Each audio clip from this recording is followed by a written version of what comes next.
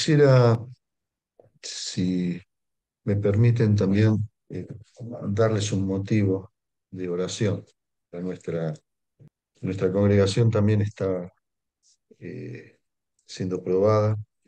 Estamos realmente consternados porque tenemos una niña de 3 años que está con un cáncer muy malo. Sus papás son jóvenes, creyentes, de muchos años. Su mamá está esperando familia en noviembre. La nena se llama Amalia, su mamá se llama Mariana, su papá Leonardo. Y se suma esto a 3 pacientes más, 3 hermanos más que están con tratamientos oncológicos en la congregación. Por otro lado, el Señor nos está bendiciendo enormemente, con reuniones muy bendecidas, con gente nueva, bautismos, muchísima gente que se acerca a nuestras reuniones. Y por otro lado, el Señor nos pone esto en el camino. Eh, Así que quisiera dejarles este nombre, Amalia. Eh, Estamos muy, muy angustiados y pidiéndole al Señor por ella. Así que, y por sus papás también, sí. Entonces, si ustedes pueden tomar este también como motivo de oración, les agradecería. Eh, Voy a ser hoy breve, quisiera compartir con ustedes para reflexión. Hoy han mencionado al Müller. Nosotros hace ya muchos años, ustedes saben mejor que yo, que estamos teniendo el instituto. Se retomó en la escuela de Caraza primero y luego se trasladó allí a las instalaciones en calle Pavón, la avenida Pavón.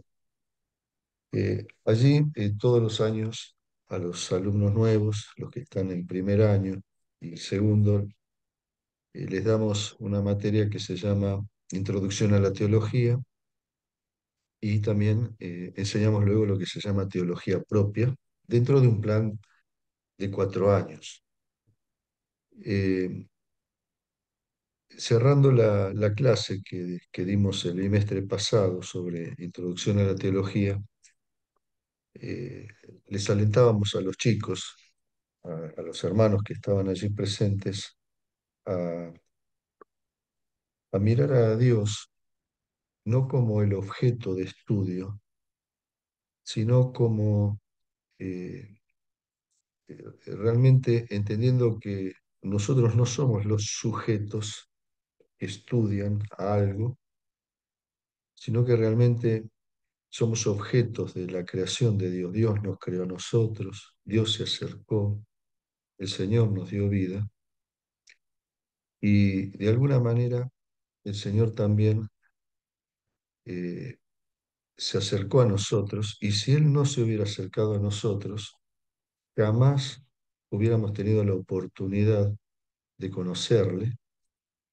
Por lo tanto, lo conocemos porque Él se ha revelado y el acercamiento a Dios, les decíamos a los chicos, no es solamente un proceso intelectual, sino que, y les decíamos así, que los hombres creen acerca de Dios es lo que va a determinar lo que nosotros somos. ¿Qué quiere decir esto? Que lo que pensamos nosotros de Dios, lo que incorporamos a nuestra experiencia en relación a Dios, es lo que va a determinar nuestra vida espiritual. Eh, si creemos en un Dios lejano, del cual estudiamos fríamente, probablemente tengamos una vida espiritual fría. Si creemos que Dios es un Dios que está allí lejos, y que de tanto en tanto nos podemos acercar a Él cuando estamos frente a una urgencia, nuestra vida espiritual va a ser una vida espiritual pobre, raquítica, y que simplemente va a pedir auxilio a Dios frente a las necesidades, perdiéndonos, perdiéndonos la oportunidad de conocer todo lo que el Señor puede darnos con sus bendiciones, cómo Él nos puede colmar y cómo realmente nuestra vida puede crecer en la medida que su persona crezca en nosotros. Eh, para esto vamos a leer un salmo. Yo creo que eh, allí vamos a encontrar en la experiencia del rey David eh, un conocimiento muy profundo de Dios, empírico. Esto significa que lo trajo a su experiencia personal y que no estuvo discurriendo en conceptos teológicos o filosóficos, que no se puso allí a investigar otra vez conceptos, sino que se acercó al Señor y lo conoció como Dios es, eh, apreció la grandeza de Dios, lo hizo grande en su vida personal y de esa manera el propio rey David también fue grande en la presencia de Dios. ¿Sí? Vamos a mirar entonces en el Salmo 139, por favor. Vamos a leerlo, lo voy a leer rapidito. Dice la Escritura, Salmo 139, oh Jehová, tú me has examinado y conocido, tú has conocido mi sentarme y mi levantarme, has entendido desde lejos mis pensamientos, has escudriñado mi andar y reposo, y todos mis caminos te son conocidos, pues aún no está la palabra en mi lengua, y aquí, oh Jehová, tú la sabes toda. Detrás y delante me rodeaste y sobre mí pusiste tu mano.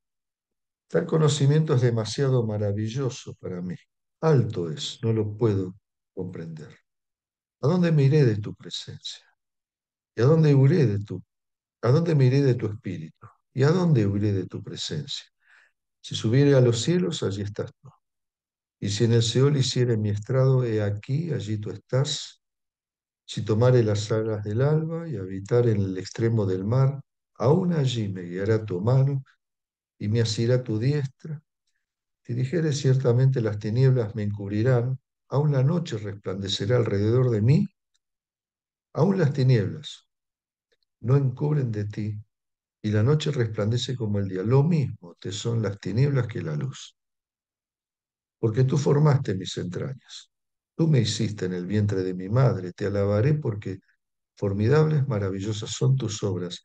Estoy maravillado y mi alma lo sabe muy bien. No fue encubierto de ti mi cuerpo, bien que en lo profundo fui formado y entretejido en lo más profundo de la tierra. Mi embrión vieron tus ojos, y en tu libro estaban escritas todas aquellas cosas que luego fueron formadas, sin faltar una de ellas. Cuán preciosos me son, oh Dios, tus pensamientos. Cuán grande es la suma de ellos. Si lo enumero, se multiplican más que la arena. Despierto y aún estoy contigo. De cierto, Dios, harás morir al impío. Apartaos, pues, de mí, hombres sanguinarios, porque blasfemias dicen ellos contra ti. Tus enemigos toman en vano tu nombre. No odio, Jehová, los que te aborrecen y me enardezco contra tus enemigos. Dice David, lo aborrezco por completo, los tengo por enemigos. Y notamos esto como cierre. Examíname, oh Dios, y conoce mi corazón, y pruébame, y conoce mis pensamientos, y ve si hay en mí camino de perversidad, y guíame en el camino eterno. Decíamos que hay creyentes que quizá podamos tener una visión muy limitada y por lo tanto son limitada de Dios, quiero decir, y por lo tanto no alcanzamos a experimentar las profundidades o en profundidad las bendiciones que Dios puede acercar a la vida. Eh, a veces caemos en la costumbre de hablar de la persona de Dios y quizá podamos conocer mucho en teoría, insisto, leyendo libros, aprendiendo de lo que se nos enseña en la iglesia y ponemos a un costado y relegamos nuestra relación con Dios. Eh, Allí en el Antiguo Testamento los patriarcas, cuando eh, Dios se les había revelado, estoy hablando de Abraham, estoy hablando de Isaac, de Jacob, de todos aquellos hombres grandes que fueron eh, grandes hombres que confiaron en Dios, ellos sabían y lo decían sin alcanzar a comprender en profundidad quizá lo que nosotros tenemos hoy revelado en la palabra. Sin embargo, ellos no tenían ninguna duda que el Dios en el cual habían confiado es el Dios más grande que podía haber sobre la tierra. Y así lo incorporaban a sus vidas. Y por eso Abraham fue lo que fue, por eso Jacob fue lo que fue, y así cada uno de estos patriarcas. Y cuando Dios se le presentó a Moisés, allí en la zarza, en el desierto, le pregunta, si me preguntaran, ¿quién te envía? Y la respuesta que Dios le da es esta: yo soy el que soy, Moisés. Diles, Jehová, yo soy el que soy.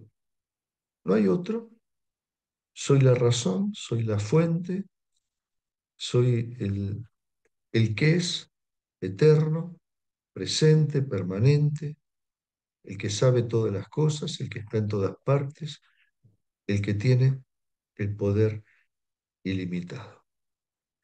Y así, en la época medieval, lo pintaban a Dios. Allí aparece Miguel Ángel, ese pintor que pintó en la Capilla Sixtina a un Dios poderoso, potente, extendiendo su mano, y, y allí está el dedo, ¿verdad? ¿Se acuerdan en esa pintura tan famosa que se extiende sobre la mano caída del hombre débil, del hombre pecador?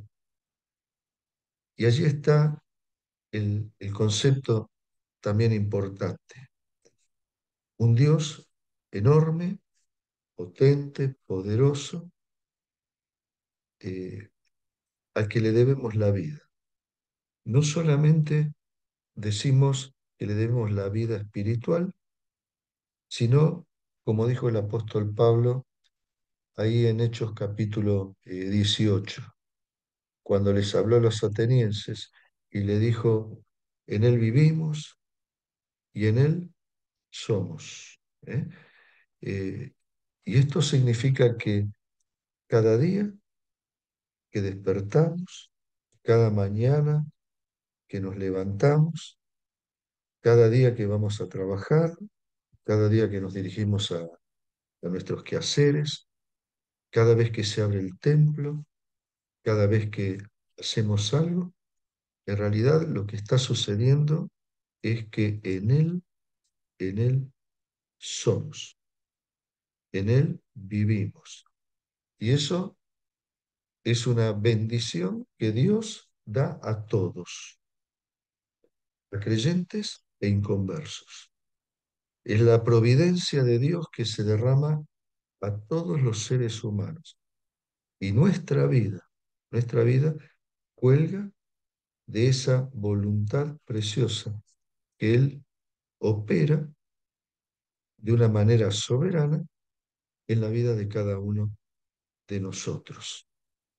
Por eso es Dios el que da esta vida a todos los hombres, Es por eso que nosotros tenemos que, especialmente nosotros que somos sus hijos, que no solo nos da vida cada mañana, sino que nos ha dado la vida eterna, que se ha acercado a nosotros y lo ha hecho por amor, eh, aún viendo nuestra condición, aún siendo lo que Él es.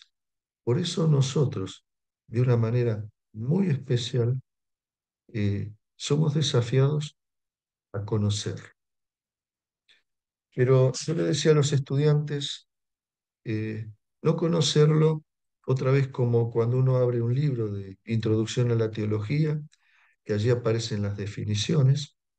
Esas definiciones son buenas, esas definiciones nos permiten cosas, pero les decía a los chicos, no está en las definiciones. Si alguien cree, y allí robándole las palabras de San Agustín, si alguno cree haber conocido a Dios, falla, porque no podemos conocerlo a Dios en profundidad, porque nosotros eh, necesitamos, como somos físicos, necesitamos eh, recurrir a cosas que vemos. Eh, Nos cuesta pensar que Dios es espíritu y por eso hablamos del brazo de Dios, por eso hablamos de la mano de Dios, por eso hablamos de que Dios es escudo, por eso hablamos del ojo de Dios que mira, por eso hablamos de en tus alas nos protege, para hablar de protección, cosas que nosotros necesitamos ver para poder entonces entender lo que Dios, que es espíritu, puede hacer o hace en nuestra vida. Necesitamos de esas cosas visibles. ¿Cómo entender al Dios eterno? Cuando para nosotros todo tiene un comienzo y todo tiene un final. ¿Dónde termina? Puede algo no terminar y entonces se nos escapa eso de la cabeza. Un Dios perfecto. ¿Cómo entender eso cuando estamos permanentemente tironeados, ¿verdad? Por nuestra carne, por nuestras limitaciones, por nuestra impaciencia, por nuestra falta de fe?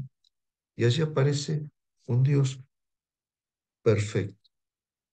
Entonces, en la medida que dejemos que Dios se haga práctico en nuestra vida, eh, podemos prescindir de esas definiciones para vivir la presencia de Dios, la sabiduría de Dios y el poder de Dios en nuestra vida. Eso fue lo que hizo David en el Salmo 139. Ahí nos lo está mostrando. Dios, David mira, está mirando a Dios en la relación que él tiene con Dios. Y ahí vemos que él tiene una relación enorme, gigante con Dios. Y de esa manera, David puede decir lo que dice, y David pudo hacer y ser lo que él hizo y fue. Él lo mira a Dios en su relación con Dios. Fíjense el versículo 1 que estoy leyendo, dice, oh Jehová, tú me has examinado. Él empieza con tú y sigue, me examina. Y termina en el verso 24 y habla de mí. Ve si hay en mí camino de perversidad. Lo mira Dios, tú, pero luego dice mí. Lo está mirando, como dice el título, ahí del Salmo, yo lo tengo en la versión 60, la estoy mirando, dice omnipresencia y omnisciencia de Dios, y acá agregamos también nosotros la omnipotencia de Dios.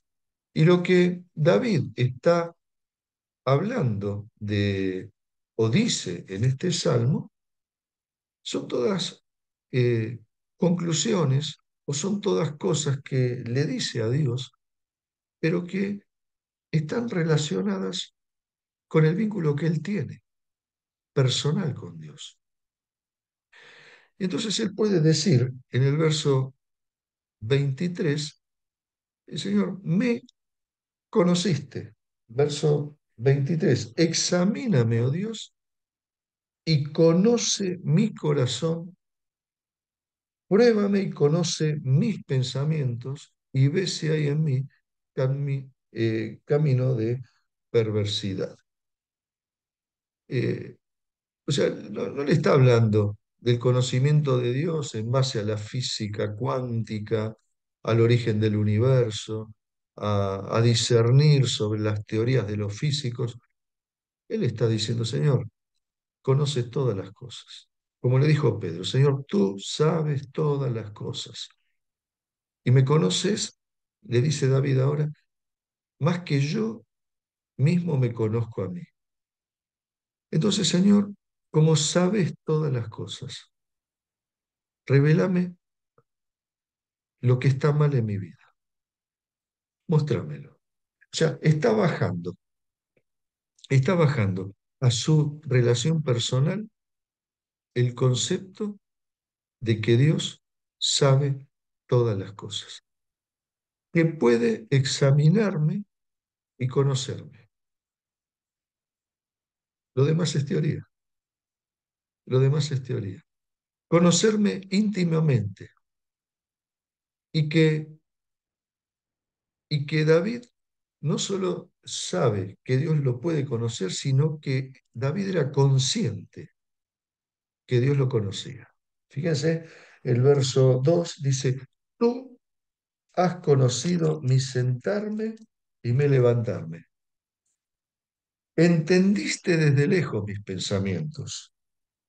Escudriñaste mi andar y mi reposo, y todos mis caminos te son conocidos. Aún no está la palabra en mi lengua, y aquí, oh Jehová, tú la sabes toda. Detrás y delante me rodeaste, sobre mí pusiste tu mano. Tal conocimiento es demasiado maravilloso para mí. Alto es, no lo puedo comprender. Está hablando del conocimiento, de la omnisciencia de Dios. Pero fíjense, no se va a discursos teológicos. Él le dice, Señor, ¿cómo me conoces? Y esto es tan alto, es tan necesario para mi vida, saber que me conoces mejor que nadie, que eso impacta, impacta en mi vida. Y David fue grande porque fue aprendiendo. Eh, Dios conocía que él era un pequeño pastor, humilde, y conocía lo que tenía para él. David supo también cuando pecó que la presencia y el conocimiento de Dios estaba por encima de todas las cosas y todo eso lo fue incorporando a su experiencia de vida. Entonces se alejó de la teología fría y la incorporó a su vida. Y Dios se hizo grande en su vida porque advirtió que Dios conocía cada pensamiento, cada intención, cada movimiento, cada inclinación, aún lo que estaba por decir. El Señor lo sabía. Y David dice, eso, Señor, eso que conoces, es maravilloso para mí. ¿Eh? Dejarnos sorprender por este Dios presente que nos conoce, que sabe y que está dispuesto a delante y detrás rodear nuestra vida con su conocimiento, con su presencia también. Porque en el versículo 7 al 12, David dice y habla de esto, pero otra vez en términos personales. ¿A dónde huiré? ¿A dónde me iré de tu espíritu? ¿A dónde huiré de tu presencia? ¿Verdad? Y ahí él hipotetiza. Si yo me fuera al cielo, si yo me fuera a la tumba, si yo viajara al otro extremo, Señor, tú llegas a todas partes. Señor, y si yo me escondiera, allí también me encontrarías. Si me escondiera en las tinieblas, si aún la noche fuera mi escondite, dice, aún la noche resplandecería. Y concluye, Señor, para ti las luces y la oscuridad, las sombras y la luz, las tinieblas y la luz, dice, te da lo mismo. Lo mismo te son las tinieblas que la luz. Es lo mismo. Y él no lo está mirando como lo miraban antes de la Reforma la Iglesia Católica. ¿Se acuerdan de ese triángulo con el ojo de Dios que estaba ahí mirando, controlando, y que todo el mundo anduviera por todos los rincones temblando de miedo porque había un Dios allí que estabas mirando para juzgar, castigar? Sino que David está valorando la mirada presente de Dios que estaba con él, cuidándolo. Y otra vez, el concepto este de la omnipresencia adquiere un valor tremendo en su vida. Y ojalá que también lo sea en la nuestra. Así como nos conoce, saber que Él está con nosotros. Está en todas partes. Y aunque quisiéramos escaparnos voluntariamente, Él está. Y si quizá estamos perdidos, Él no. Y si quizá estamos pasando por tinieblas, a Él le da lo mismo la luz que las tinieblas. Su mirada está presente porque Él dijo, yo estoy con vosotros. Él está conmigo. Y por último, David aprecia su omnipotencia. Su omnipotencia está allí en los versículos 13 al 18. Está hablando de cómo Dios formó a cada uno de ellos. Lo formó a David. ¿De cómo lo formó? Le dice, Señor, tú formaste mis entrañas. Dice en el 16, mi embrión vieron tus ojos. Señor, me viste cuando yo era un embrión. Y aunque todos los que estamos acá en este Zoom, yo veo las caras de algunos, todos tenemos una nariz, más grande, más chica, más linda, más fea. Todos tenemos dos ojos, dos manos, ¿sí? Todos estamos hechos con no sé, un mismo patrón, vamos a llamarlo. El Señor nos hizo individuos totalmente distintos, nos hizo con propósitos específicos. Por eso David dice en el 17, cuán preciosos me son, oh Dios, tus pensamientos, lo que pensás para mí, los planes que tenés para mí, los propósitos que tenés para mi vida.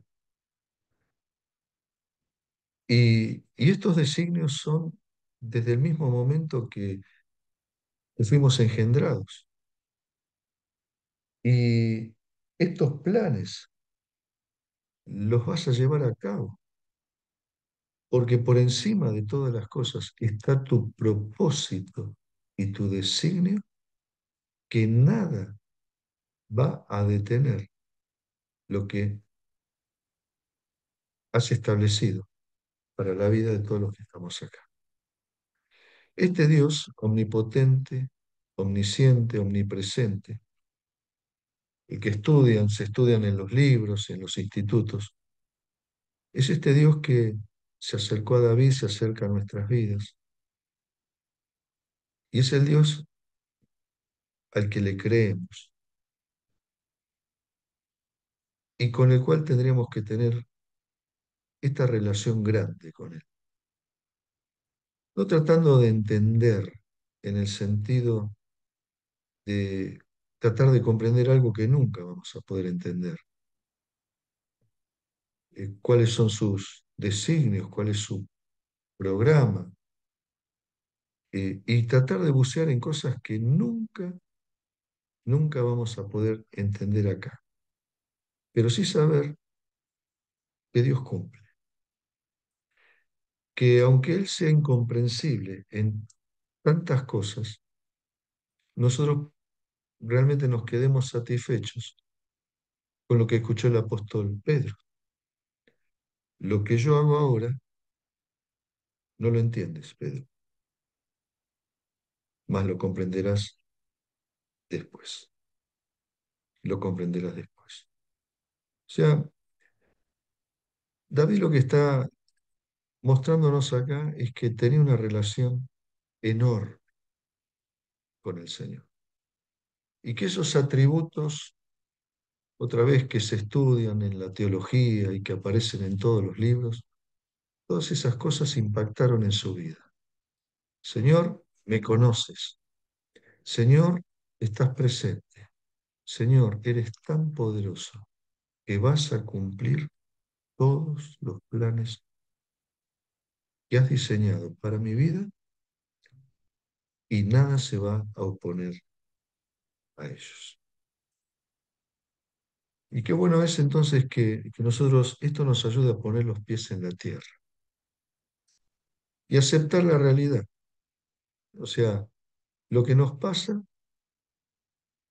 las pruebas que el Señor pone, las circunstancias que el Señor eh, encamina, eh, todo eso nos tiene que ayudar a entender que es una realidad que Dios pone en la vida del creyente.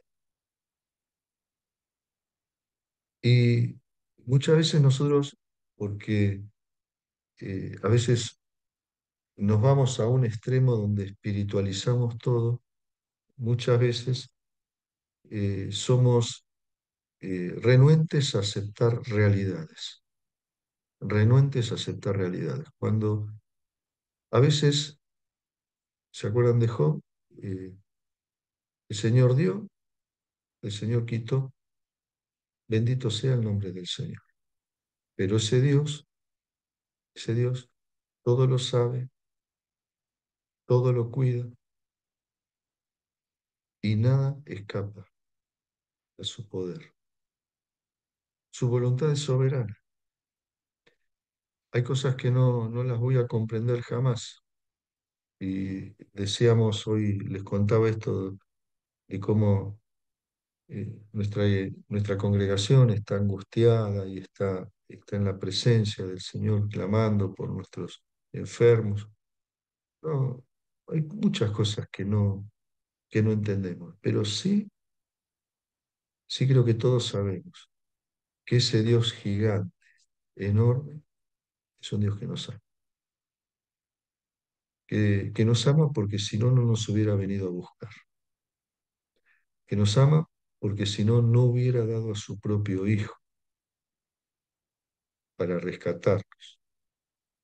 Que nos ama y que por lo tanto nosotros tenemos que vivir confiados porque Él, que sabe todo, sabe lo que hace. Sabe lo que hace. Y cuando alcanzamos ese vínculo con el Señor, como lo alcanzó David, nuestra paz va a crecer. Solamente así. Que ese Dios infinito, eterno, grande, que traspasa los libros de teología, de teología propia, ese Dios que se reveló y se muestra por su palabra, ese Dios puede operar en nuestra vida, mostrándonos esas cosas. Y David fue grande porque lo vivió. y vivió en paz, y vivió en esperanza, y vivió fortalecido. Y él podía escribir el Salmo 23 y podía escribir tantos otros salmos y vivir las experiencias que vivió David, porque aprendió a conocer a un Dios, no de los templos, no de los religiosos, no de los sacerdotes, sino un Dios eterno, omnipresente, omnisciente, todopoderoso, pero que se había revelado y que lo había abrazado para su vida. Que el Señor nos bendiga, ¿eh? Y que este pensamiento, estos conceptos nos alienten, ¿eh? Los bendiga mucho a ustedes y que esto siga trabajando en nuestro corazón, ¿eh? Para bendición nuestra y para que realmente podamos apreciar a este Dios que adoramos, este Dios que es la cabeza viva de nuestra iglesia, ¿eh? Y que es nuestro único y suficiente Salvador. Que el Señor nos bendiga.